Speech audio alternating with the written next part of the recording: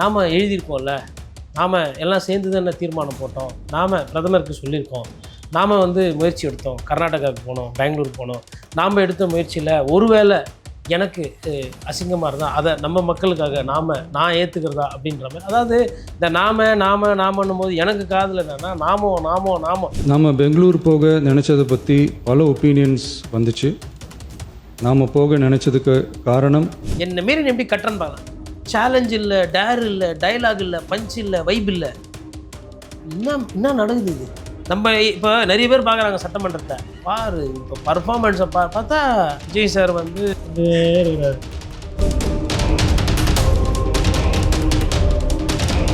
மாண்புமிகு முதலமைச்சர் நீ பேசக்கூடாது, யாருன்னா ஒருத்தர் இங்கே 7 பேர் பேசலாம். அதிமுகவில் பேசும்போது யாருன்னா ஒருத்தர், திமுகவில் பேசும்போது யாருன்னா ஒருத்தர். பேசுவதற்கு நிறைய அவகாசம், வேறு மானிய கோரிக்கைகள் வருகிறது. அப்போ நீங்கள் விரிவாக விளக்கமாக நீங்கள் பேசுங்க, பதில் சொல்லுங்க. அமைச்சர் 3 மணி நேரம் ஒரு இடத்துல உட்காரதுன்றது விளையாட்டு கிடையாதுங்க. தெரியாமல் அப்படி திரு முழிக்கிறது அதெல்லாம் சிக்கல். அதெல்லாம்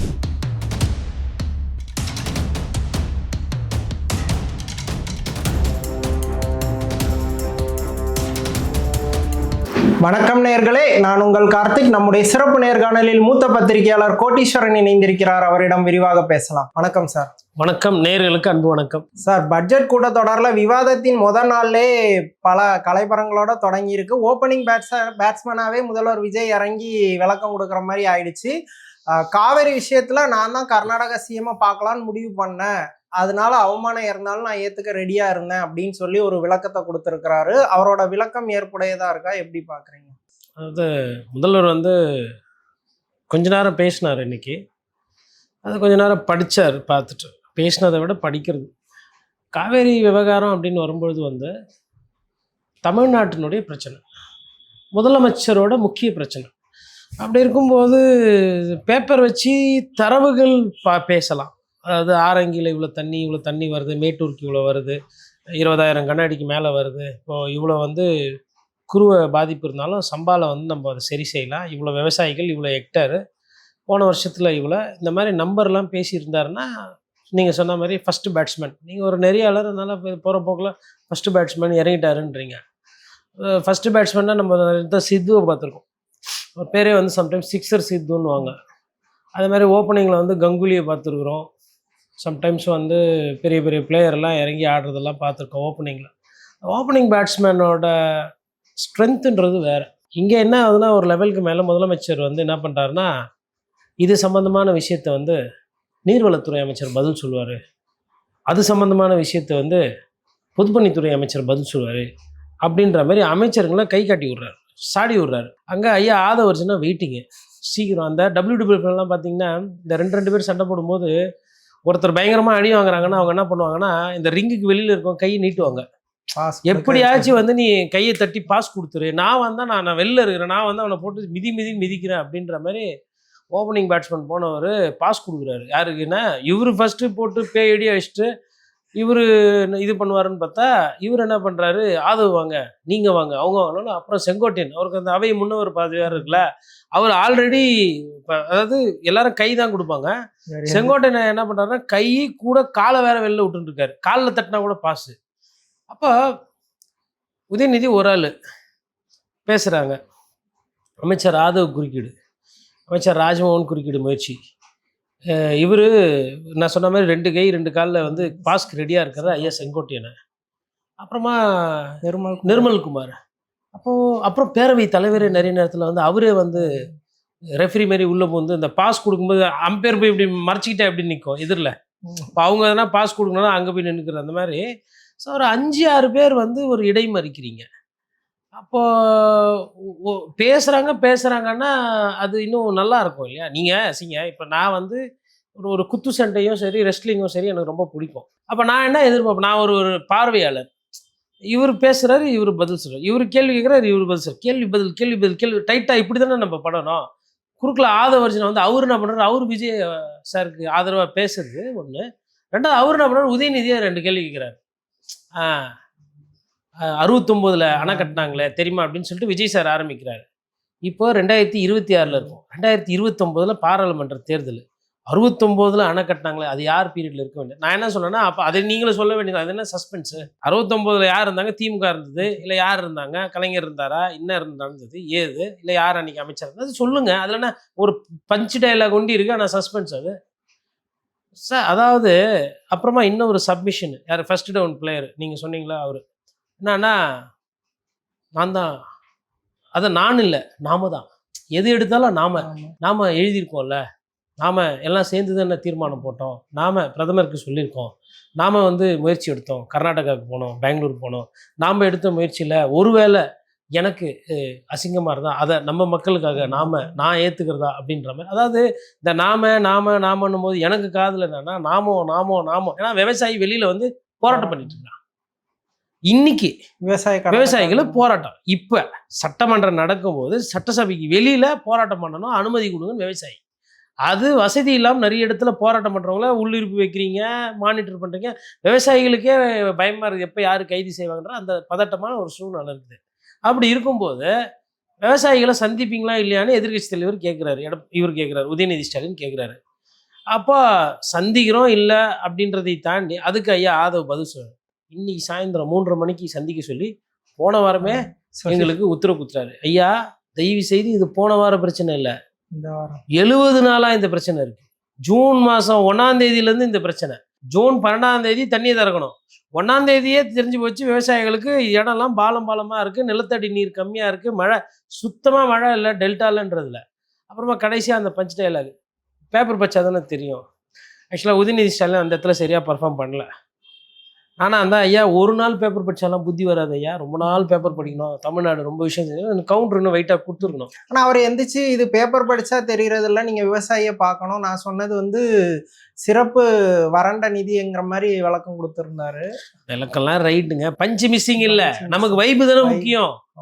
தரவுகள் யாரு கேட்டா பவராக வைப்பாக இருக்கணும்ல, அதெல்லாம் இருக்கட்டும். 134 கோடி டிவைடட் பை இவ்வளோ லட்சம் எவ்வளோ தெரியுமா? ஒருத்தருக்கு தனிநபருக்கு எவ்வளோ போகும் தெரியுங்களான்னு கேட்டிருக்கணும். அதே மாதிரி சிறப்பு தொகைக்கும் நஷ்டத்துக்கும் வித்தியாசம் தெரில. அப்போ என்ன பண்ண, கிளாஸ் எடுத்துக்கணும். அங்கே பேரவைத் தலைவரை ஒரு நிமிஷம் குறுக்கிடக்கூடாது. முதல்வருக்கு சப்ஜெக்ட் தெரில, சப்ஜெக்ட் பேசுகிறேன் நான், சப்ஜெக்ட் ரகுபதி பேசும்போது சப்ஜெக்டில் வருது. பேரவைத் தலைவரை அவர் வந்து அதாவது குறுவைக்கு பாதுகாப்புக்கு பாதிப்பு வந்துடக்கூடாதுன்னு அரசாங்கம் பண்ணது பாருங்கள், செலவு ஒவ்வொரு அரசும் பண்ணது பாருங்கள். 134 கோடி பேரவைத் தலைவரை, அதில் 64 கோடி 66 கோடி பிடபிள்யூடி போகலாம். அந்த பணத்தை முதலமைச்சர் விவசாயிக்கு கொடுத்துதான் நினச்சிட்டு இருக்கிறாரு. அவருக்கு தப்பாக தெரிஞ்சிடக்கூடாது, ஆட்சி அவர் தான், ஆனால் அவருக்கு தப்பாக தெரியக்கூடாதுல்ல. அப்போ அதை இப்போ நான் விளக்கம் சொல்லலாம்ல, ஏன்னா நீங்களாம் சொன்னால் கேட்க மாட்டார், நான் சொன்னால் கேட்பாருன்னு சொல்லி அங்கேயே கிளாஸ் எடுத்துக்கணும் டக்குன்னு இன்டர்வியூ. அதுதாங்க அந்த பிரசன்ஸ் ஆஃப் மைண்ட். டக்குன்னு போய் இமீடியட் கவுண்டருக்கு உதயநிதியுமே அவ்வளோ எழுதி இல்லை. அதாவது உதயநிதிக்கு என்ன பிரச்சனைனா, பேசும்போது 5 பேர் அட்டாக் பண்ணுறாங்கல்ல. இப்போ நான் பேசுகிறேன், இப்போ நீங்கள் குறுக்கீடு பண்ணுறீங்க, இந்த தம்பி குறுக்கீடு பண்ணுறாரு, அதுக்கப்புறம் வீட்டில் இருக்கிற இங்கிட்ட அங்கிட்ட போயிட்டு வந்துட்டு இருந்தா குறுக்கீடு தானே, மைண்ட் கவனம் சதுரம் இல்லைங்களா, அந்த பிரச்சனை இருக்குது. அப்போ அந்த பிரச்சனையில் இருக்கும்போது அது சரியாக வரல. என்னன்னா நான் கேட்டது நஷ்டம். இன்னொன்று செப்டம்பர் மாத இறுதியில் தான் டக்குன்னு வராங்க. அதாவது சார் விஜய் சாரை போய் கேள்வி கேட்கும் போதெல்லாம் இவங்க சம்டைம்ஸ் பாஸ் கொடுக்கலன்னா கூட இவங்களாம் 2 அடி வந்து அப்படி பாஸ் கையில் தட்டி ஏற்றி வந்து நின்றுக்கிறாங்க. உடனே பேரவைத் தலைவர் என்ன பண்ணுறாரு, மரியாதைக்குரிய வருவாய்த்துறை அமைச்சர் உடனே செங்கோட்டையன் சார் செப்டம்பர் மாத இறுதியில் தான் இது மாதிரி நஷ்டங்கள்லாம் எடுக்க முடியும். அதுதான் ரகுபதி அப்புறமா கேட்குறாரு, செப்டம்பர் இறுதி ரைட்டு, வறட்சி மாநிலம் வறட்சி மாவட்டம்னு அறிவிச்சிருக்கலாம் இந்த நேரம். இதெல்லாம் வந்து வர வேண்டிய மழை பெய்யல, விவசாயம் நாங்கள் ஆரம்பிக்கலை, வருஷம் இவ்வளோ இடத்துல நாங்கள் பயிர் பண்ணுவோம், இந்த வாட்டி அவ்வளோ இடம் பயிர் பண்ணலை, இந்தந்த மாவட்டத்தில் இந்தந்த தாலுக்காவில் இந்தந்த பிளாக்ல வறட்சி, இதுக்கு வந்து இதை வறட்சி மாவட்டமாக நாங்கள் அறிவிச்சோம். இது யார் கர்நாடகா டிகே சிவகுமார் கிட்ட போய் கேட்டு வந்து அறிவிக்கணுமா, இல்லை இதுக்கும் பிரதமர் மோடிக்கு கடிதம் எழுதணுமா? இது நீங்கள் அறிவிக்கிறது, நீங்கள் பண்ணுறது. செப்டம்பரில் கணக்கு எடுத்துக்கங்க சாமி, யாரும் வானான்ல, செப்டம்பரில் தான் காசு கொடுப்பேன்னா கொடுங்க, ஒன்றும் பிரச்சனை கிடையாது. ஏன்னா எல்லாம் அப்படியே கரெக்டாக தான் போகுது டைம் டேபிள் பிரகாரம். அதனால செப்டம்பர் ரைட்டு ஓகே அறிவிச்சுட்டு குழு போடலாம்ல, ஒரு கடிதம் எழுதல மத்திய அரசுக்கு, செப்டம்பரில் வந்து பாருங்கன்னு கூப்பிடலாம்ல. ஆகஸ்ட் அடுத்த மாதம் செப்டம்பர், ஆகஸ்ட்டில் இப்போ லெட்டர் எழுதுனா தான் அவங்க செப்டம்பரில் வருவாங்க. அவங்க முந்திரி பருப்பு பவாடாலாம் சாப்பிட்டு ஃப்ளைட்டு ட்ரெயின் டிக்கெட்லாம் பார்த்து தானே மத்திய அரசு குழு வரும். மத்திய அரசு குழு வந்து பாருங்கன்றதை பண்ணியிருக்கலாம்ல. இங்கே உதயநிதி கேட்டது 3 கேள்வி. 1, கர்நாடகா போகிறதுக்கு யார் முடிவு பண்ணது கொண்டதுன்னு கேட்குறாரு. அது விஜய் சார் ஒத்துக்கிறாரு, முதல்வர் ஒத்துக்கிறாரு, ஆமாம் நான் தான் முடிவு பண்ணேன் அப்படின்றாரு. ஓகே, அந்த ஒரு கேள்விக்கு பதில் வந்துச்சு. ரெண்டாவது கேள்வி என்னன்னா, மேகதாதுல அணை கட்டுறதுக்கு என்ன நடவடிக்கைன்னு கேட்டா, நடவடிக்கை என்ன எடுத்தோன்னு சொல்லவே இல்லை. அதுக்கப்புறமா வந்து இந்த விவசாயிகள் கடன் ரத்து, அதுக்கும் வந்து பதில் வரல. விவசாயிகளை பார்ப்பீங்களா கொண்டீங்களான்னு கேட்குறாங்க. எடப்பாடி பழனிசாமி இதே கேள்வி கேட்குறாரு. எடப்பாடி பழனிசாமி ஒரு லெவலில் டென்ஷன் ஆகிட்டு என்ன பண்ணுறாருன்னா, அப்போ நான் பேசக்கூடாதா? இப்போ அவருக்கு தெரிஞ்ச சப்ஜெக்ட், நான் பேசக்கூடாதான்னும் போது இல்லை இல்லை உங்களுக்கு வாய்ப்பு வரும்போதுன்னு சொல்லி அவரையும் கொஞ்சம் அப்படி இப்படி டயர்டாகி அப்படியே இது பண்ணி இன்னைக்கு வந்து அந்த இடத்துல வந்து வெற்றி பெற்றவர்னு பார்த்தா ஐயா ஜேசிடி பிரபாகர். உண்மையில அதாவது எதிர்கட்சி தலைவர் ஜெயிச்சாரா, முதல்வர் எல்லாரையும் ஜெயிச்சாரா? உட்கார வச்சிடறாரு. அப்போ அதாவது இவர் வந்து கடைசியா வந்து அதாவது டெய்லி பேப்பர் படிச்சா இப்போ தெரியும் அப்படின்னு ஒரு பஞ்ச் ஒன்று விட்டு உக்காடுறாரு. எல்லாரும் சிரிக்கிறாங்க சந்தோஷமா. தாவேக்கா தரவுல அப்படி பாயிண்ட்னு இவரு டல்லா வர்றாரு. ஐயோ ஒரு பாயிண்ட்டுக்கு சொல்றியாப்பா, இப்போ பாயிண்டா பேசுவானப்பா, நமக்கு பாயிண்ட் இல்லைன்றது அவருக்கு. ஏன்னா சீசன்ட் அரசியல்வாதி. மேகதாது விஷயத்துல முயற்சி எதுவும் எடுக்கலைன்றது அவருக்கு தெரியும். இப்போ ஆயா ஆதவர்ஜன் என்ன சொல்றாரு, பெரிய பாயிண்ட்டுக்காரு இவரு. இந்த வாதம்லாம் பண்றதுக்கு போவாங்களே, அவர் என்ன பண்ணாரு, எடுத்து அமைச்சர் என்ன சொல்றாரு, 3 வாட்டி போனீங்களே சுப்ரீம் கோர்ட்ல போனீங்களே, உச்சநீதிமன்றம் ரத்து ஆயிடுச்சு, டிஸ்மிஸ், தோத்து போயிட்டீங்க. அடுத்து ரிவ்யூ போறீங்க, தோத்து போயிட்டீங்க. அதுக்கப்புறம் செகண்ட் ரிவ்யூ அப்பீல்லாம் போறீங்க, தோத்து 3 வாட்டி போனீங்கன்னா கேஎன்ஆரோ இன்ட்ரடியூஸ் பண்றாங்க, யாரு டிஎம்கேல. ஏன்னா ஆயா ஆதவர்ஜனுக்கு உதயநிதி அவர் பதில் சொன்னாருன்னா அது கௌரவதியா இருக்காதுல்ல. அதனால உங்களுக்கு ஒண்டி தான் செகண்ட் பேட்ஸ்மேனா நாங்களும் இறங்குறோம் பாரு, இவங்க ட்ரம்ப் கார்டு தூக்கி போறாங்க. இவராச்சு நேரு சாராச்சு எதனா டைட்டா பேசுவாருன்னு பார்த்தா அவரு தேவையில்லாத ஏன் பம்புறீங்க, இறங்கி அடிக்க. நான் என்ன கேட்குறேன்னா, பயங்கரம்லாம் அரசியலுக்கே வராதிங்க, போயிடுங்கன்றேன். தைரியம் இருக்கிறவங்க, கையில கரை இருக்காதவங்க வாங்கன்றேன். என்ன பண்ண அவரு, எப்பா என்ன ஏன்பா கேட்குற, அப்பீல் போனா மேலே ஒருத்தர் உக்காந்துக்கிறாரு பாரு, அவரு கேளு, இல்லைன்னா சுப்ரீம் கோர்ட் பண்ணுச்சு. சரி நாங்கள் போட்டோம், அப்பீல் டிஸ்மிஸ் ஆயிடுச்சு. ஒரு முயற்சி நாங்க வந்து வேணும்ட்டு போறோம் மேகதாதுல, ஆனா வேணாக்கூடாது கட்டக்கூடாதுன்னு நாங்க போறோம். அவங்க எங்க மனுவை வந்து நிராகரிச்சிட்டாங்க. எங்க சைடு நியாயம் இல்லை, நம்ம தரப்பு அதாவது தமிழ்நாடு நாமன்னு பேசுறீங்கல்ல, நம்ம வந்து போனோம், அரசு வந்து போச்சு. நானே கேட்குறேன், இப்போ மேகதாது அணை கட்டலைன்னா ஸ்டாலின் அவர்களுக்கோ விஜய் அவர்களுக்கோ என்ன 3 வேளை சாப்பாடு குறையுமா? இல்லை எடப்பாடி பழனிசாமி வந்து இல்லைங்க விவசாயிகள்லாம் கஷ்டப்படுறாங்க, நான் வந்து காலையில் புளி சாதம் சாப்பிட்டு அப்படியே படுத்து தூங்கிறேன், அப்படி எடுக்க போறாரா முடிவு? இல்லை. அரசியல்வாதிகளுக்கு எந்த பிரச்சனையும் கிடையாது, இது தமிழ்நாட்டு பிரச்சனை. இதுல ஐயா ஆதவ் வந்து திமுக அரசை கொச்சப்படுத்துறதா நினைச்சுக்கிட்டு அங்க தமிழ்நாடோட உரிமை பாதிக்கப்பட்டு இருக்குது. அதுக்கு இவர் பாயிண்ட் எடுத்து கொடுக்குறாராம். என்னன்னா, அதாவது தண்ணி வரலன்னா பரவாயில்ல, உங்களை அசிங்கப்படுத்தணும், அப்படி ஒரு ஒரு சின்ன புரிதல். இவர் என்ன பண்ணியிருக்கணும், பாருப்பா சொந்த கேஸ் தோத்து போல, தமிழ்நாடு கேஸ் தோத்து போயிருக்கு. தமிழ்நாடு அரசு தோக்குது சுப்ரீம் கோர்ட்ல, அழுத்தம் பத்தலை. உனக்கு தெரியும்ல கோர்ட்லலாம் என்னென்ன நடக்கும், இல்லை வாதம் எடுப்படலை. ஏன் தோத்தீங்கன்னா தீர்ப்பு குத்தாங்க, தோத்தோம். தீர்ப்பு சாதகமாக குத்துந்தா ஜெயிச்சிருப்பாங்க, அதுதானே உண்மை. கோர்ட்டை கேட்க வேண்டிய கேள்வி ஏன்பா என்ன கேட்குறேன், அதே தான் நான் திருப்பி கேட்குறேன். சரி நாங்கள் 3 வாட்டி போனோம், தோத்து போயிட்டோம்ப்பா, அங்கேயும் தோத்துட்டோம், தேர்தலையும் தோத்துட்டோம், இப்போ நீங்கள் ஜெயிச்சிட்டீங்கல்ல, ஜெயிச்சு காட்டுங்கப்பா. 50 வருஷம் வரலாறுல 2 மாசத்துல இருக்கிறதுலே கம்மியா தண்ணி வாங்கிட்டு இவ்வளோ பேச்சு பேசக்கூடாதுப்பா. எவ்வளோ டிஎம்சி வாங்குவோம் பேசுவோமா? நீங்கள் எவ்வளோ டிஎம்சி தண்ணி வாங்குனீங்க, நாங்கள் எவ்வளோ டிஎம்சி தண்ணி வாங்குவோம் பேசுவோமா? இதை விட வறட்சி காலத்துக்கிறதுலே கூட அதான் உட்காந்துருக்கிறார் எடப்பாடி பழனிசாமி. அதிமுக ஆட்சி காலத்தில் கூட இவ்வளோ தண்ணி வந்திருக்குது, உங்கள் ஆட்சி காலத்தில் தான் தண்ணியே வரல. அதை பேசுங்கன்னா 3 வாட்டி தோத்து போச்சு, 4 வாட்டி தோத்து போச்சு, அதை தான் சொல்கிறேன். இப்போ சரி, இப்போ நீங்கள் என்ன பண்ணீங்க, நீங்கள் இப்போ வழக்கு எதனா தொடர்ந்துருக்கீங்களா? வரவே வேணான்றாரு டிகே சிவகுமார், அதை பற்றி எதுவும் பேசாமல் அப்படின்றாரு. அப்புறம் இன்னொருத்தர் ஐயா கம்யூனிஸ்டில் முதலமைச்சர் வந்து அந்த அது என்னது மண்டிடுறது, அப்புறம் அந்த மண்டியிட வேண்டிய அவசியம் இல்லை, அந்த அவமானம் தமிழ்நாடு, அது நம்மளோட முதலமைச்சரோட அவமானம் வந்து அவரோட அவமானம் இல்லை, நம்மளோட. இந்த நான் என்ன கேட்குறேன்னா, எப்படி இருக்கணும் இந்த சீனு, இதே ஒரு படமாக இருந்தால் எப்படி இருக்கும்? மண்டிடுறது அவமானமா? ரெடி, உனக்கு நான் டைமிங் சொல்கிறேன், 10 நிமிஷம் டைமு, அதுக்குள்ளே நீ எத்தனை வந்த ஜேசிபி அணை கணியெல்லாம் நீயே தூக்கின்னு ஓடலன்னா நீயே இருக்க மாட்டேன் அப்படின்ற மாதிரி தானே நம்ம பார்த்துருக்குறோம் படத்துலலாம். அப்படியெல்லாம் எதிர்பார்த்து தானே ஓகே வந்தால் செய்வீங்கன்னு. என்னமோ மண்டிடுறது, போய் உகாறது, பேசுறது, மிச்சர் சாப்பிட்றதுன்ற மாதிரி மெல்லினமாக பேசுகிறீங்க, கோவமே வரமாட்டேங்குது. காங்கிரஸ் கட்சி அங்கே தானே இருக்குது எதிரில், மம்பிலுக்கவே மாட்டேன்றீங்க, வெல் லெஃப்ட் விட்றீங்க, பாலை ஒதுங்குறீங்க, அப்புறமா ஸ்க்ரீனில் கலர் தெரியுது அங்கே இருக்குது, அப்புறம் ஆடியன்ஸ் சரியில்லை, அப்புறம் மழை வரா மாதிரி இது, பிச்சு சரியில்லை. ஆட சொன்னால் என்னென்னலாம் சொல்ல முடியுமோ அதெல்லாம் சொல்லிட்டு இருக்கீங்க. பேச்சுவார்த்தை மூலமா சுமூகமா யாரு அவங்களெல்லாம் பார்த்தா பேச்சுவார்த்தையில சுமூகமா தர மாதிரி தருது. ஒரு சொட்டு தண்ணி விட மாட்டேன்றாப்புல. இப்போ டி.கே. சிவகுமாரோட லேட்டஸ்ட் ஸ்பீச் பாருங்க. பிரைம் மினிஸ்டர் மோடியை வச்சுக்கிட்டு மொத்த இந்தியாவில் growthல கர்நாடகாவோட ரோல் பெங்களூரை தான் வச்சு எல்லாம் பார்க்குறாங்க. We want to work together, we want to work together, we want to grow டுகெதர்ன்னு இருக்கிறாரு. ஒர்க் டுகெதர் க்ரோ டுகெதர்லாம் அவர் விட்டா எல்லாருக்கும் சீன் எடுப்பார் பொழுது டி.கே. சிவகுமார் அந்த ரேஞ்சில் திங்க் பண்ணின்னு இருக்கிறாரு. நம்ம உக்காந்துட்டு கேள்வி கேட்க மாட்டேன்றோம், தண்ணியை கேத்துவாங்கல. திமுக தோத்து போச்சு கேஸில். திமுகக்கு என்ன போயிடுச்சு? திமுக தோத்துச்சு போயிடுச்சு. இப்போ நீங்க ஆட்சியில் இருக்கிறீங்க, அரசு தோத்து போயிருக்குங்க. தமிழக அரசு ஃபெயிலியரா பார்க்காம டிஎம்கே ஃபெயிலியரா பாக்குறீங்க. இன்னைக்கு நீங்க தாங்க கவர்மெண்ட். அந்த கேஸை எடுத்து அப்பீல் பண்ணி நடத்த வேண்டியது நீங்க. பா எம்எல்ஏ இருக்கிறாரு, எம்எல்ஏ ஒரு வளர்ச்சி திட்டத்தை கொண்டு வராங்க. இந்த திட்டம் வந்து வேண்டான்னு ரத்தாகுது. இந்த எம்எல்ஏ போயிடுவாரு. அந்த நல்ல திட்டமா இருந்தால் அது யார் அடுத்த வாரம் எம்எல்ஏ தானே எடுத்துட்டு போனோம். அரசு தோல்வியை திமுக தோல்வின்னு பாக்குறீங்க. அதுக்கப்புறம் 69 ஏன் சுதந்திரத்துக்கு முன்னாடி போயிடுங்களேன், இல்லை 18ஆம் நூற்றாண்டுக்கு போயிடுங்க, இல்லை கரிகால் சோழனுக்கு போயிடுங்க. 2026 மே மாசத்துல வந்தீங்க. ஜூன் ஜூலை ஆகஸ்ட் தண்ணி வரல. ஆகஸ்ட்ல ஃபர்ஸ்ட் வீக்ல மழை பெஞ்சதுனால வந்துச்சு. இபிஎஸ்ஸை வந்து பேசவே விடல. அவரையும் கிட்டத்தட்ட மடைமாற்றம் பண்ணி அவரு பேசும்போது அவரு நான் பேசக்கூடாது அப்படி இப்படின்லாம் அவரு என்னென்னமோ பண்ணி பார்த்துருக்கிறாரு. மைக்கே கொடுக்கல அந்த பக்கம்.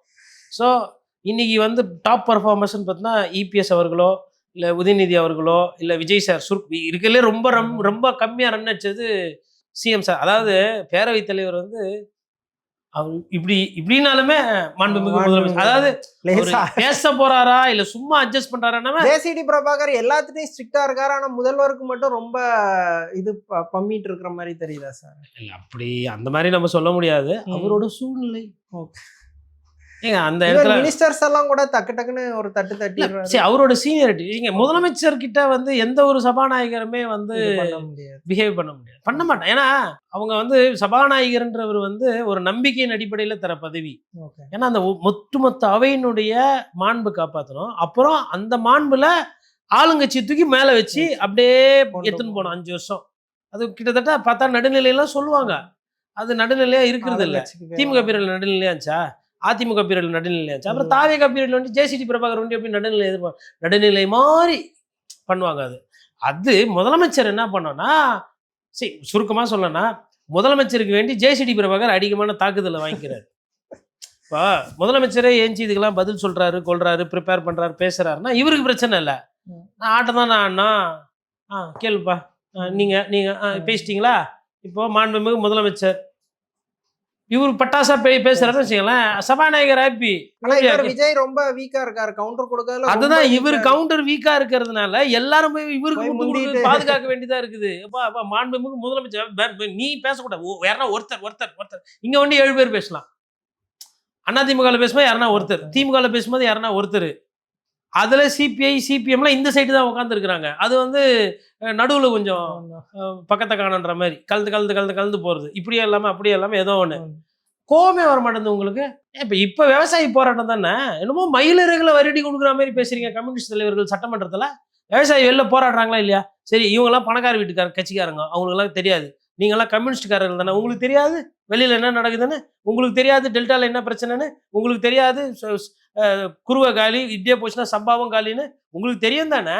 அப்புறம் ஏதோ காரணத்துக்கோசரம் எதிரில் இருக்கிற அமைச்சர்களை பார்த்து வேண்டுறீங்க, மெல்லமா பேசுறீங்க. அவங்கவுங்க அவமானத்துக்கு அவங்கவுங்க தான் காரணம்.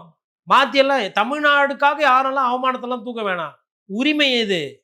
என்ன அவமானம்? கொடுக்க வேண்டிய தண்ணியை கொடுக்காம காமெடி பண்ணிட்டு வெறுப்பேத்திட்டு இருப்பாங்க அவங்க. நீங்க கூட்டணியில எதுக்கு என்ன பார்த்து என்ன? சௌமியா அன்புமணி ராமதாஸ் கூட இப்பதான் வந்திருக்கிறாங்க எம்எல்ஏ, ஃபர்ஸ்ட் டைம் எம்எல்ஏவா?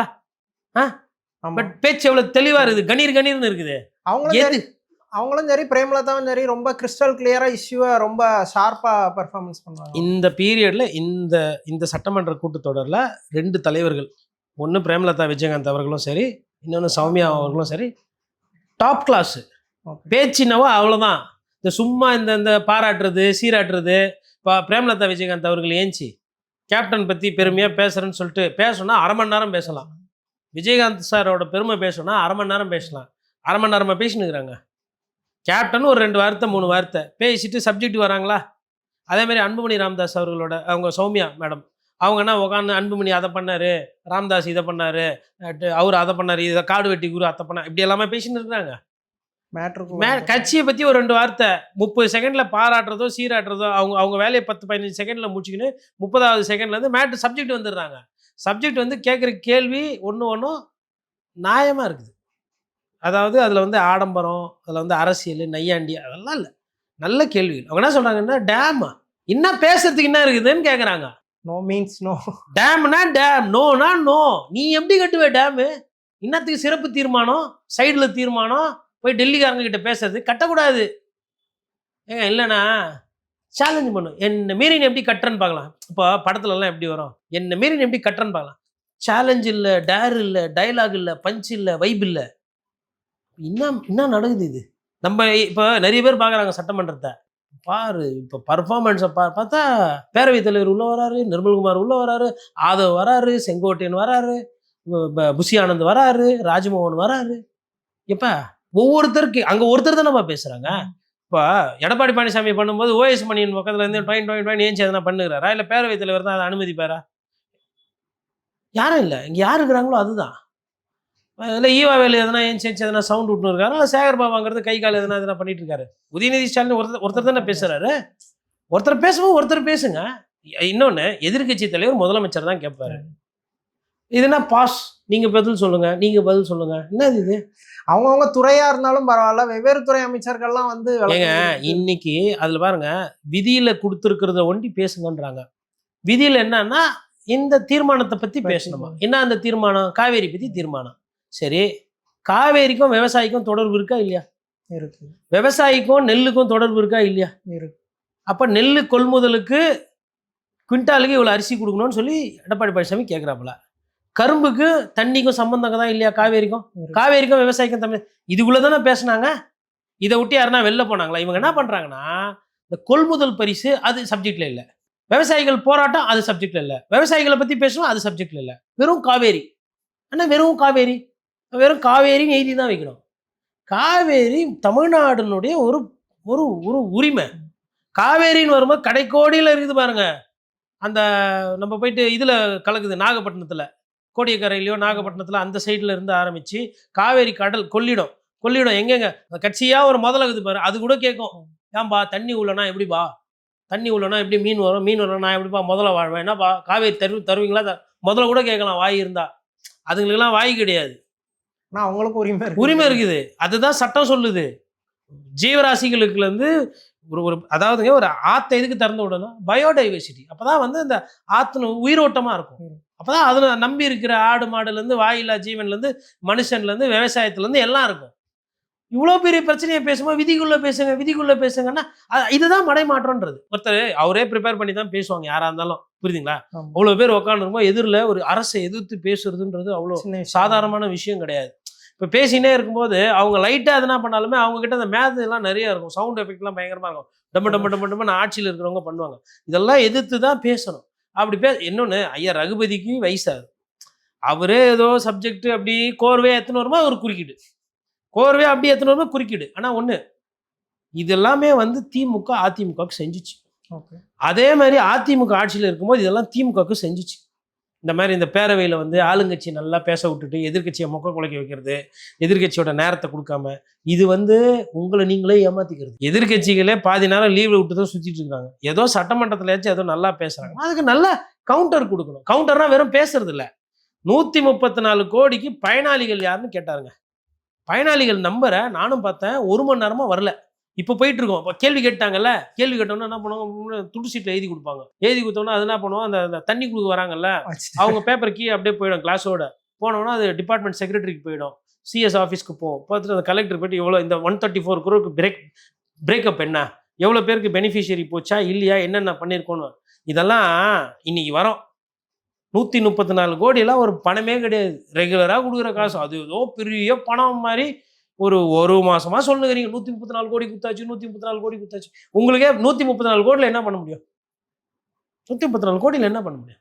இவ்வளோ பெரிய விவசாய பிரச்சனை, புரிதல் இல்லை. இப்போ அதுக்கு என்ன பத்துமா அப்படின்னா, இல்லை வேலை நடக்குது. என்ன வேலை நடக்குது விவசாயிகளுக்கு? அப்போ அதுக்கு தான் இவர் என்ன பண்ணிட்டார், டக்குன்னு ஐயா செங்கோட்டையன் உள்ள வந்து காப்பாற்றி விடுறாரு. என்ன சொல்றாரு? செப்டம்பர் மாசத்துல. செப்டம்பர் மாசத்துல நாங்கள் கணக்கெடுப்போம். சரி, செப்டம்பர் மாசம் கணக்கெடுக்க போறீங்க, எந்தெந்த மாவட்டம் சொல்லுங்களேன். அதை இப்பவே அனௌன்ஸ் பண்ணலாம். எந்தெந்த மாவட்டம் பாதிப்புக்குள்ள இருக்கு? எந்தெந்த மாவட்டம்? கடலூர்ல என்ன பாதிப்பு, விழுப்புரத்துல என்ன பாதிப்பு, தருமபுரியில என்ன பாதிப்பு, கரூர்ல என்ன பாதிப்பு, திருச்சியில என்ன பாதிப்பு, புதுக்கோட்டையில என்ன பாதிப்பு, திருவாரூர்ல என்ன பாதிப்பு, தஞ்சாவூர்ல என்ன பாதிப்பு, நாகப்பட்டினத்துல என்ன பாதிப்பு, மயிலாடுதுறை என்ன பாதிப்பு? 10 மாவட்டம் சொல்லியாச்சா? இதுல நான் ஒன்றும் இல்லை, வெறும் பத்திரிக்கையாரன். நீங்களாம் மாண்புமிகு அமைச்சர் பெருமக்கள் இப்படின்னா அப்படியே அரசாங்கம் திரும்பும், இப்படின்னா அப்படியே தாசில்தார்லேருந்து ரெவென்யூ டிபார்ட்மெண்ட், விவசாயத்துறை எல்லாம் வரும். பிளாக்கு இதில் ஏ கேனால் போகிறது எது, கடைக்கோடியில் இருக்கிறது எது, யாரெல்லாம் என்னென்ன போட்டிருக்காங்க, எது கடலை யாருன்னா போட்டிருக்காங்களா, நெல் போட்டிருக்கிறாங்களா, கரும்பு போட்டிருக்கிறாங்களா, என்ன ஏது ஃபிங்கர் டிப்ஸில் இருக்கணும் இல்லைங்க. பட்ஜெட்டு, விவசாய பட்ஜெட்டு ப்ரிப்பேர் பண்ணி மறுநாள் வர விவாதத்தில் பாயிண்ட் இல்லைங்க. பஞ்ச் டயலாக் பேசிட்டு இருக்கீங்க. பஞ்ச் டயலாக் வேணா படத்தில் பார்த்துக்க போகிறாங்க. பஞ்ச் டயலாக் பண்ணுற இடமா அது? ஃபேன்ஸுக்கு ஏதோ ஒரு ஃபுட்டேஜ் வேணும் அப்படிங்கிறதுக்காகவே விஜய் இன்னைக்கு ஆனால் நம்ம இதை பற்றி தப்பாக பேசக்கூடாது. இப்படி எதனா பேசி இதுவும் இல்லைன்னா அப்புறம் கண்டென்ட் இருக்காது, அப்புறம் யூடியூப் எல்லாம் மூட்டு போக வேண்டியதுதான். இதுவாச்சும் ஏதோ பரவாயில்ல, கொஞ்சமாச்சும் தெரிஞ்சுக்கிறாங்க. அதனால விஜய் சார் வந்து பேசுறதே நல்லது. இன்னொன்று, ரொம்ப நேரம் அவர் அவையில் இருக்கிறது அது எனக்கு சரியா படலை. அவையில் இருந்தால் பேசணும், இல்லை பர்ஃபார்ம் பண்ணணும். இப்படியே உட்காந்துருந்தா கேமரா இன்னைக்கு அவரை காட்டவே இல்லை. ஆக்சுவலி பண்ணாதீங்கன்ற, காட்டாதீங்க, அவரை காட்டாதீங்க. வேற யாருன்னா பின்னாடி அமைச்சர்கள் யாருன்னா இருப்பாங்க, அதை காட்டுங்க. இவரே காட்டினா என்ன பண்ண, இப்படி இந்த ஃப்ரேமே எவ்வளோ நேரம் காட்டுவீங்க? அப்படியே இருக்கிறாரு. அதை எடுத்து ஒரு சில பேர்லாம் வந்து விமர்சனம் பண்றாங்க. அதெல்லாம் தப்பு, அது வேண்டாம். அது அவங்களுக்கு வேண்டான்னு சொல்ல, இவருக்கு வேண்டான்ற. அதனால ஒண்ணு இல்ல, எதனா புக்கு கிக்கி எதனா வச்சுக்கிட்டு அப்படியே எழுதிக்கிட்டு, அதுவும் அது கேமரா டைட்டா வைக்கக்கூடாது. நிறைய பேர் நான் பார்த்துருக்கிறேன், உட்காந்து கார்ட்டூன்லாம் வரைஞ்சுன்னு இருப்பாங்க சட்டமன்றத்தில். இல்லை ஸ்ரீராமஜெயம் மேதுறவங்களெல்லாம் பார்த்துக்கிறேன் நான். அதெல்லாம் அதுவும் பிரச்சனை. அது 3 மணி நேரம் ஒரு இடத்துல உட்காரதுன்றது விளையாட்டு கிடையாதுங்க. தெரியாம அப்படி திரு முழிக்கிறது, அதெல்லாம் வந்து சிக்கல். அதெல்லாம் அதுக்கு நான் என்ன சொல்றேன்னா, டெய்லி போகணும்னு அவசியமே கிடையாது. நீங்க இல்லைனாலுமே என்ன பண்ணுவாங்க, அரை மணி நேரம் போயிடுங்க, கிளம்பிடுங்க. நீங்க எதுக்கு பங்க்சுவலா இருக்கிற மாதிரி கஷ்டப்படுத்திக்கிறீங்க உங்களை நீங்களே? எது கஷ்டப்படு, உங்களுக்கு எது வருமோ அதை பண்ணிட்டு போங்களேன். நீங்க இல்லைனாலுமே அவங்கெல்லாம் என்ன பண்ணுவாங்க, போப்பா முதலமைச்சரே இல்லை, போர் அடிக்குதுப்பா. நான் சொல்றது வந்து இப்போ திமுக காரங்கெல்லாம் கோவம் வரும், இவன் தேவையில்லாத ஐடியாலாம் சொல்லி கொடுக்குறான்ற மாதிரி. முதலமைச்சரோட மாண்பை வந்து ஜேசிடி பிரபாகர் சார் வண்டி தான் பாதுகாக்கணுமா? நானும் சேர்ந்து பாதுகாக்க கூடாதா? இப்போ பாருங்க, அவமானம் மண்டி இப்படியெல்லாம் பேசினுக்கிறாங்க கம்யூனிஸ்ட்காரங்க. இப்படி எல்லாமே பேசுவாங்க கம்யூனிஸ்ட்காரங்க. அவங்க டயலாக்லாம் எப்படி இருக்கும்? வீர வணக்கம், வீர வணக்கம், செவ்வணக்கம், செவ்வணக்கம், அப்படி பேசுவீங்க. எதனா உள்ள சட்டமன்றத்துலன்னு பார்த்தீங்கன்னா அமைதியாக ஏதோ பேசுறீங்க. விவசாயி வெளியில் இருக்கிறாங்கங்க, இப்போ கூட பேசலைன்னா எப்போ பேசுவீங்க? நீட்டு தேர்வுக்கு போராட்டம் பண்ண மாணவர்கள் கைது செய்யப்பட்டார்கள். 4 பேர் சொல்லி தான் வழக்குலேருந்து விடுதலை, அதாவது வழக்கு பண்ணாங்க. அப்புறம் அமைச்சர் ராஜ்மோகன் விளக்கம் கொடுத்தாரு.